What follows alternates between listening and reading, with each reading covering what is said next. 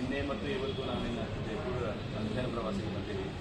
ಅದರಲ್ಲಿ ಬಹಳಷ್ಟು ಕಡೆ ನಾವು ಜೈಪುರದಲ್ಲಿ ಏನೇನು ಮಾಡಿದ್ದಾರೆ, ಅದರಿಂದ ನಮ್ಗೆ ಬೆಳಗಾವಿಗೆ ಏನು ಮಾಡಬೇಕು, ಅದಕ್ಕಾಗಿ ನಾವು ಇಲ್ಲೇ ಸ್ಟಡಿ ಕೋರ್ಸ್ ಸಲುವಾಗಿ ಬಂದೀವಿ.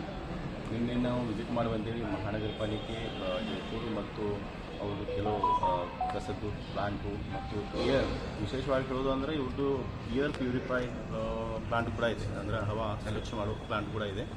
ಅದಕ್ಕೆ ನೋಡಲಿಕ್ಕೆ ಮತ್ತು ಮುಂದೆ ನಮ್ಮ ಬೆಳಗಾವಿಗೆ ಏನೇನು ಇದರಿಂದ ಲಾಭ ಆಗ್ತೈತಿ ಅದು ಕೂಡ ನಮ್ಮ ವಿಚಾರ ಮಾಡಲಿಕ್ಕೆ ಅಂತ ಬಂದೀವಿ. ಇದಕ್ಕೆ ಸಿಟಿ ಸ್ಮಾರ್ಟ್ 2ನಲ್ಲಿ ಕೂಡ ನಾವು ಏನು ಮಾಡಬೇಕಂದ್ರೆ ಇಲ್ಲಿದ್ದು ನೋಡಿ ನಾವು ಇನ್ಕ್ಲೂಡ್ ಮಾಡಬೇಕಂತ ಈ ಕಡೆ ಬಂದೀವಿ. ಅದಕ್ಕಾಗಿ ಇಲ್ಲಿ ಕೂಡ ಚಲೋ ಪ್ರಾಡಕ್ಟ್ಗಳು ಇದ್ದಾವೆ, ಅದನ್ನು ನೋಡಿ ಅದು ಕೂಡ ಇನ್ಕ್ಲೂಡ್ ಮಾಡಬೇಕಂತ ನಮ್ಮ ವಿಚಾರ. ನಮ್ಮನ್ನು ನೋಡಿ ಜೈಪುರವ್ರು ಇನ್ಕ್ಲೂಡ್ ಮಾಡ್ತಾ ಇದ್ದಾರೆ ಸಿಟಿ ಸ್ಟೋರಲ್ಲಿ ನಮ್ಮ ಬೆಳಗಾವಿ. ಈಗ ಜೈಪುರ್ನಲ್ಲಿ ಕಮಿಷನರ್ಗೆ ಭೇಟಿ ಆದಾಗ ಅವರು ಕೂಡ ಕೆಲವು ಸಲಹೆ ಸೂಚನೆಗಳು ನಮಗೂ ಕೂಡ ಕೊಟ್ಟಿದ್ದಾರೆ. ಅದೇ ಥರ ಅವ್ರದ್ದು ಸಲಹೆ ಸೂಚನೆಗಳು ನಮ್ಮ ಸಲಹೆ ಸೂಚನೆಗಳು ಕೂಡ ಕೇಳಿದ್ದಾರೆ. ಅವರು ಕೆಲವು ನಾವು ಹೇಳಿದಾಗ ಅವ್ರಿಗೂ ಚಲೋ ಅನಿಸಿತ್ತು, ಅಪ್ರಿಷಿಯೇಟ್ ಮಾಡಿದರು ಅವರು ಕೂಡ.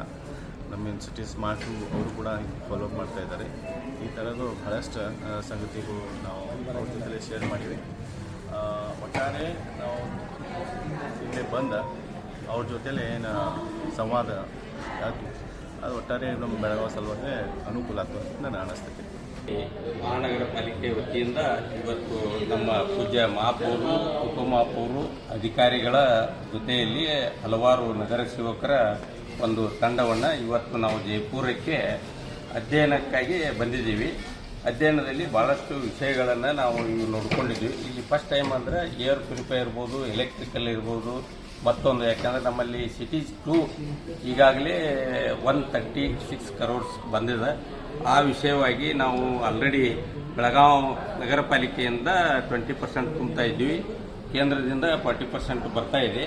ಅದರಲ್ಲಿ ಇನ್ನು 40% ರಾಜ್ಯ ಸರ್ಕಾರ ತುಂಬಬೇಕಾಗಿದೆ. ಅದನ್ನು ಕೂಡ ಮುಂದಿನ ದಿವಸದಲ್ಲಿ ನಾವು ಅಳವಡಿಸಿಕೊಳ್ಬೇಕಾಗಿದೆ. ಅಭಿವೃದ್ಧಿ ದೃಷ್ಟಿಯಿಂದ ನಾವು ಇಂದೋರ್ ಇರ್ಬೋದು, ಚಂಡೀಗಢ ಇರ್ಬೋದು ಮತ್ತು ಜೈಪುರನ್ನು ಕಂಪೇರ್ ಮಾಡಿ ಬೆಳಗಾವಿಯಲ್ಲಿ ಅಭಿವೃದ್ಧಿ ಕೆಲಸಗಳನ್ನು ನಾವು ಮಾಡಬೇಕಾಗಿದೆ.